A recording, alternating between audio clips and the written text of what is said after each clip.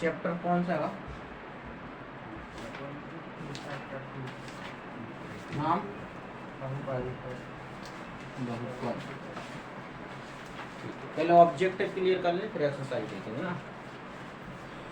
देखो एक इक्वेशन जो रहती है वो काय से बनती है?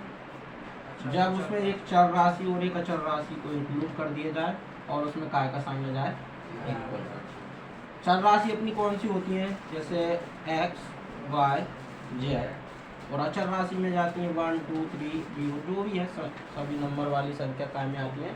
अचर राशि में आ जाती है। ठीक है, इसको ऐसा रख लो। तो ये चर और अचर राशियों को जब अपन इंक्लूड कर दें, जैसे 2x + 3y + z और इक्वल में कोई भी संख्या या कोई भी जीरो या कुछ भी लेके आए, तब ये क्या बन जाता है? आपका समीकरण बन जाता है। क्या बन जाता है? समीकरण बन जाता है। अब ये समीकरण कुछ नियम को फॉलो कर लेता है तो वो क्या बन जाता है? बहुपद बन जाता है। जैसे कि कुछ रूल्स हैं।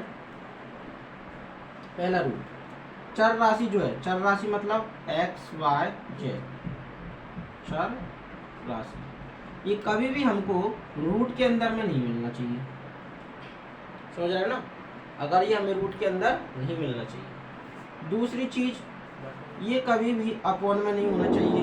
जैसे बटे में होती है ना 3x, 2x या 2y, इस टाइप से ये क्या होना? अपॉन में नहीं होना चाहिए। ठीक है ना? ये बटे में आ जाती है ना किसी भी संख्या के, तो ये नहीं आना चाहिए। तीसरी चीज, ये जो चर राशि इनकी पावर नेगेटिव नहीं होनी चाहिए। जैसे x की पावर -8 मिल जाए या 3x की पावर -2 मिल जाए, इस टाइप का भी नहीं होना चाहिए। अगर ये तीन कंडीशन फॉलो करती है तो वो अपना क्या कहलाएगा? बहुपद कहलाएगा। जैसे कि एग्जांपल के तौर पे अपन एक बहुपद ले लेते हैं। 2x² + 3x + 5, 3x² + √x + 7, 9x + √3x + 2, 4x की पावर -8 + 6, 3x² + 2yx + 5 = 0। इनमें जीरो रखना हो तो रखो, कोई जरूरत नहीं है। अब जरा ध्यान से देखो, ये सारे मैंने x के फॉर्म में, लेकिन आप y के फॉर्म में भी लिख सकते हो, z के में, x y में भी आ सकता है, y z में भी आ सकता है। तो वो डिपेंड करता है क्या कंडीशन। क्या इसमें जो चर राशि मतलब x या y या z, ये रूट के अंदर है? क्या इसकी पावर जो है वो नेगेटिव है, माइनस में? क्या x बटे में है? मतलब तीनों नियम सटीक बैठते हैं, इसका मतलब ये अपना बहुपद है। ठीक है, दूसरे वाले में आए, क्या इसमें x रूट के अंदर है? अब इसमें x रूट के अंदर आएगा, इसलिए बहुपद। क्या इसमें x रूट के अंदर है? क्या बटे में है? मतलब अपॉन में। क्या इसकी पावर माइनस में है? तो ये बहुपद अपना हो गया। ठीक है ना? अब कुछ बच्चे ना इसको रूट को देख लेते, सर ने बोला था रूट को, तो ये संख्या पे है, x पर नहीं है। अगर ये ऐसा होता पूरा तो ये बहुपद नहीं होता। ठीक है, इसमें क्या ये बहुपद है? क्या इसमें रूट के अंदर x है? क्या x बटे में दिख रहा है? क्या x की पावर माइनस में है? हाँ, माइनस में आ गया, इसलिए बहुपद ये वाला है। क्या रूट के अंदर x है? क्या अपॉन में है? अपॉन में है, तो इसलिए ये भी बहुपद नहीं। आ गई बात समझ में? तो आपसे क्वेश्चन ये पूछा जाएगा कि निम्नलिखित में से कौन सा बहुपद है। ठीक है ना? तो आप कर लोगे। अब इसके बाद देखो, ये बहुपद के प्रकार दो हिसाब से अपन इसको बांट देते हैं। एक बांटते हैं पदों के आधार पर, और दूसरा बांट देते हैं अपन घातांकों के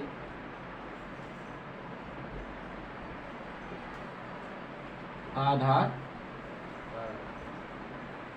चलो, इसको बांट रहे हैं बहुपद पदों के आधार पर, मतलब इनमें टर्म्स को काउंट किया जाएगा। जैसे कि टर्म्स हमेशा काउंट किए जाते हैं प्लस और माइनस के चिन्ह से। जैसे अगर आपके पास लिखा है 2x² + 3x + 5 या 7x² + 9x या 2x + 5 या केवल लिखा है 9x3, तो इसमें कितने टर्म्स हैं? 1 2 3, इसमें 1 2, इसमें भी 2 है, इसमें 1 है।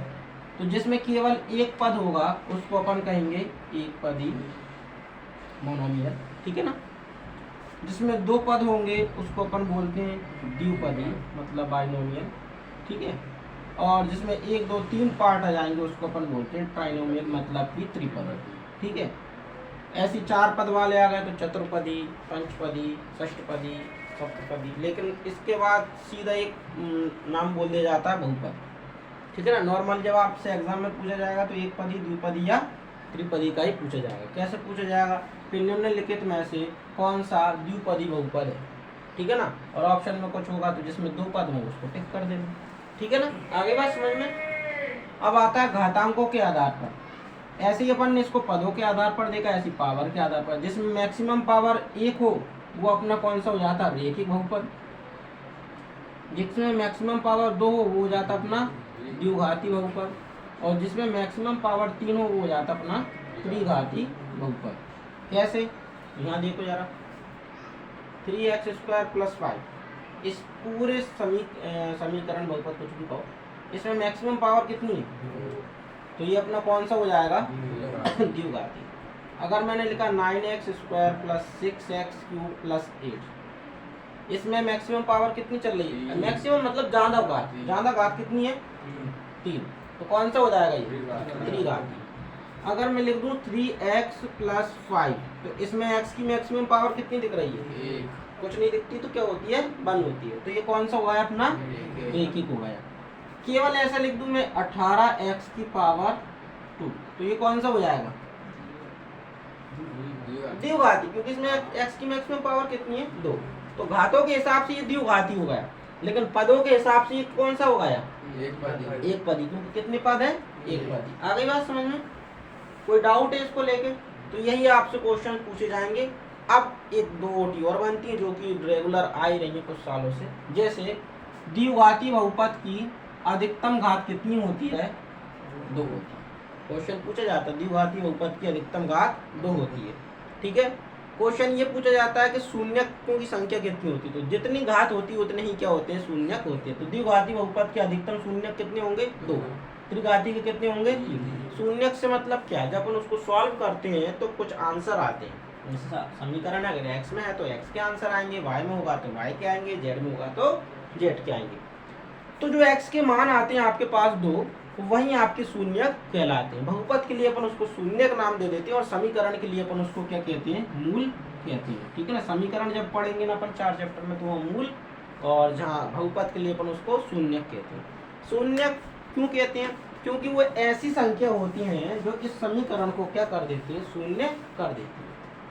जैसे कि आपने 9th क्लास में भी पढ़ा था, अगर आपको याद हो तो क्वेश्चन था कि 2x + 5 का शून्यक ज्ञात कीजिए। तो अपन क्या करते थे, इसको काय के बराबर में रख देते थे, ये प्लस का 5 उधर जाके, और ये इंटू के 2 अपॉन, तो ये बन गया, ये इसका क्या कहलाता था, अब देखो इसको अगर मैं उठा के इसमें रखूँ तो ये 0 होगा कि नहीं, 2 × x की जगह पे -5/2 और प्लस के 5, 2 से 2 कटा, -5 + 5, 5 से 5 चला जाएगा, क्या बचेगा, आ गया।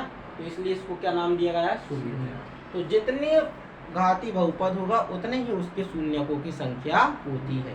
एक घाती है या रैखिक तो 1 शून्यक, द्विघाती है तो मैक्सिमम शून्यक 2, त्रिघाती है तो मैक्सिमम 3। अब आता है डिग्री। ठीक है, डिग्री क्या होती है, बहुपद की घात। एक क्वेश्चन और पूछा जाता है टोटी में कि बहुपद की घात बताइए। जैसे आपसे पूछा जाएगा 3x की पावर 5 + 6x की पावर 9 + 8x + 7 में बहुपद की घात कितनी होगी। तो ये जो समीकरण या बहुपद जो भी कहो, ये लिखा हुआ है, इसमें x की जितनी सबसे ज़्यादा पावर होगी वही बहुपद की क्या कहलाएगी, घात कहलाएगी। ठीक है, समीकरण x में है तो x को देखेंगे, y में होगा तो y को देखेंगे, और z में होगा तो z को देखेंगे। ठीक है ना, तो इसमें सबसे ज़्यादा पावर कितनी दिख रही है हमको, 9। तो इसलिए जो घात रहेगी या डिग्री जिसको कहते हैं वो कितनी हो जाएगी आपकी, 9 हो जाएगी। ठीक है ना, लिख देंगे बहुपद की घात बराबर 9। कोई दिक्कत है, तो ये तो हो गई यहाँ से होती। अब आ जाओ 2.1, जितने भी तरह की यहाँ से चीज़ें बनती थी मैंने सारी आपको एक्सप्लेन कर दी। अब 2.1 पे आ जाओ, उसमें भी एक तरह की ऑब्जेक्टिव बनती जो कि 2020 में आई थी,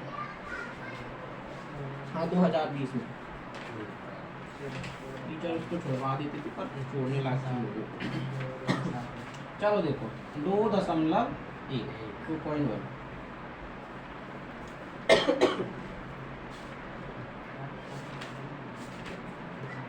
देखो लिखा है किसी बहुपद px के लिए y बराबर px, y बराबर px। ठीक है, मैं जो ग्राफ दिए हैं उनमें शून्यकों की संख्या आपको क्या करनी है, फाइंड करनी है। तो ध्यान से देखो, मैं कुछ ग्राफ बना रहा हूँ, एक्सरसाइज ऑटोमेटिकली खत्म हो जाएगी। ये तो आपका ग्राफ होता है, सबको पता है, अभी अपन पढ़ के आए 3 चैप्टर में भी। ठीक है, पहले 3 चैप्टर कर लिया, 7 में भी पढ़ोगे, जगह जगह ग्राफ पढ़ोगे। हालांकि अच्छी बात यह है कि इस बार का ब्लू प्रिंट बहुत ऐसा आया है, ये इसको अपन मूल बिंदु कहते हैं ना।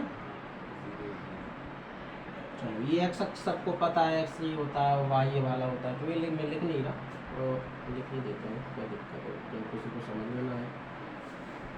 X X dash Y Y x,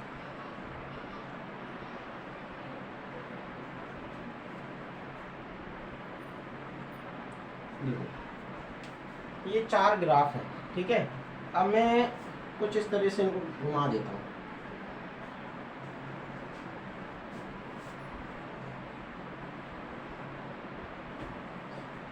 ठीक है, मैंने इसे अपने हिसाब से घुमा दिया, आपके बुक में अलग घूम रहा है।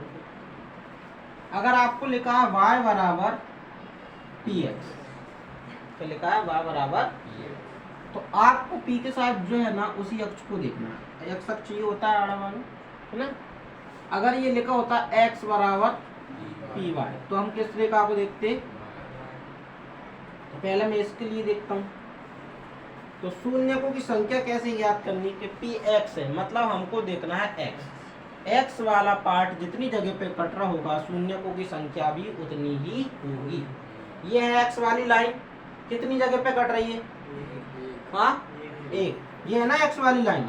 अच्छा इसको मत काउंट कर लेना, कैंसर ये कट रही है, ये तो रहती है, उसको मत गिनना ना, ये तो अक्ष दोनों एक दूसरे को ऑर्बिट पॉइंट पे काटते हैं, वो तो रहता ही है, उसको मत देखना। ये जो लाइन है इस x को कितनी जगह पे काट रही है, 1, तो इसमें जो शून्यकों की संख्या होगी वो कितनी होगी, 1 बराबर। ठीक है, इसमें x वाली लाइन कितनी जगह पे कट रही है, 1 2 3, तो शून्यकों की संख्या, इसमें x वाली लाइन नहीं कट रही, तो शून्यकों की संख्या, इसमें शून्यकों की संख्या। आ गए समझ में।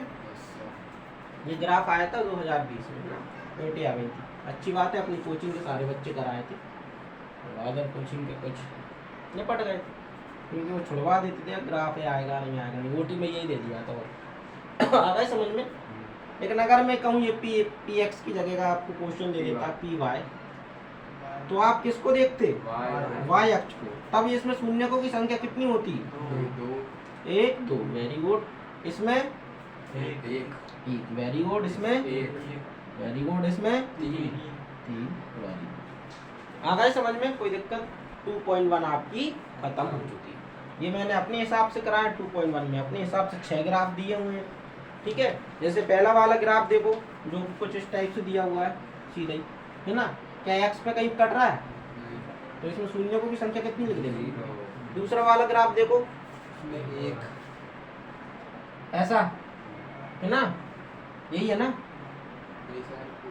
यही तो है, यही तो है, इस साइड को एक्स नहीं कर रहा। अच्छा मैंने दूसरा पेज का देख लिया।